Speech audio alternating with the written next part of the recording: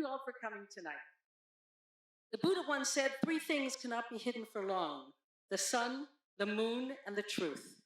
Voice for the Animals is dedicated to revealing the truth and creating innovative and effective solutions. The majority of mass shooters began by torturing animals. This is a fact that has long been ignored. Voice for the Animals is one of the founders of the Animal Cruelty Task Force, which investigates animal abuse and is now part of the Los Angeles Police Department. But not all officers understood its importance. Soon after the task force was formed, I received a call from a friend who was a commanding officer in LAPD. He told me that he thought the task force was a waste of resources. They had more important things to do, like finding murderers. 2 weeks later, early one Sunday morning, I received a call from the same commander. He said he was calling to apologize. The previous day, someone had killed 3 dogs and impaled them on a gate. A neighbor had taken a photo of that person and the car and sent it to LAPD. Early the next morning, the same man driving the same car opened fire on a group of churchgoers. The commanding officer now understood the connection. In spite of what the LA Zoo says, the truth is that Billy the elephant lives every minute of his life in tremendous pain and despair, standing in one place, rocking back and forth. 17 elephants have died at the LA Zoo, and 11 have been lost and are untraceable. The last elephant who died was named Gita. 2 months before she passed, the director of the zoo testified before City Council that she was completely healed. According to him, nothing was wrong with her. 2 months later, Gita was found dead in her enclosure. Gita had severe arthritis and cracks in her nails that ultimately turned into a deadly infection and killed her. Billy is exhibiting the same symptoms as Gita: cracks in his nails, arthritis, and stereotypic behavior, all of which the zoo refuses to acknowledge. Voice for the Animals is fighting to get Billy transferred to a sanctuary where he would have acres to roam, streams to swim in, and forests to forage in.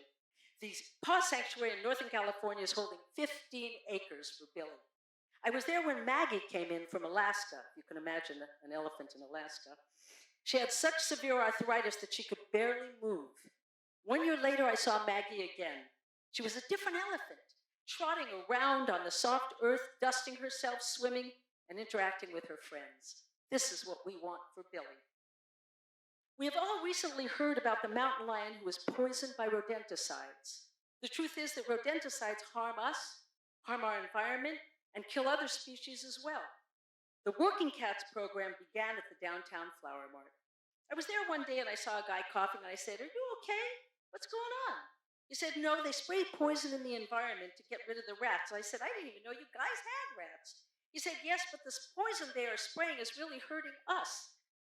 So I went to the head of the Flower Mart and I said, "I hear you spray poison to get rid of the rats." He said, "Yes, I do." I said, "Is it working?" He said, "No." I said, "How long have you been doing it?" He said, "Since 1900.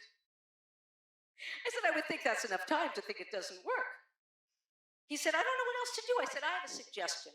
Let me bring in 3 feral cats, and if within 3 months you don't see a complete decrease in your rat population, I will take them back."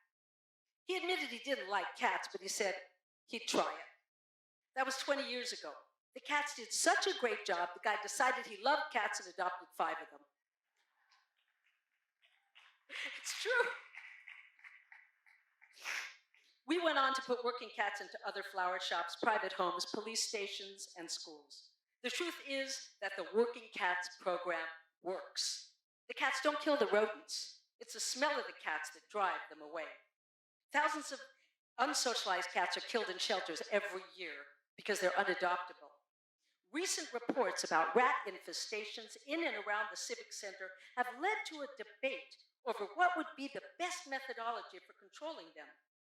VFTA strongly believes that the city should be open to replacing dangerous, old-school poisons with working cats. There are details to be worked out, of course, but we believe they can be worked out. At the end of the show this evening, as you exit the theater, I'm going to ask each of you to sign a postcard to Mayor Garcetti and to Council President Herb Wesson, asking them to stop using poisons and glue traps and instead working cats.